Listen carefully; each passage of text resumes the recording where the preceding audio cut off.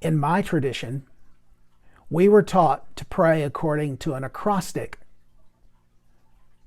The acrostic was ACTS, A-C-T-S. A stood for adoration. We were to adore God, to worship God.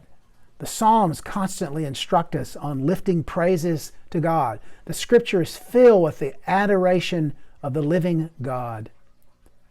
Confession is an obvious part of prayer because we need to confess our sins and to confess our need of God. But thirdly, there's a T for thanksgiving. We're told to be thankful in all things, to be filled with thanks. The Scriptures fill with the subject of gratitude and thanksgiving to God. And finally, the S is for supplication. Supplication is seeking God for my needs, which He has promised to meet, seeking God for the needs of others, which is intercession. ACTS. It's a good acrostic, it's a good idea, but it really misses the heart of what Jesus says when He tells us to go into our private place and close the door and pray in secret, to pray in silence. This idea of silent, secret prayer is what the late Father Thomas Keating called contemplative prayer, or more particularly in his words, centering prayer. He called it that because in this prayer we center our very being in the being of God.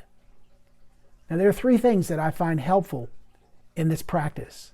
First, I set aside time. For me, following Father Keating's advice, I set aside 2 20-minute periods every day for centering prayer.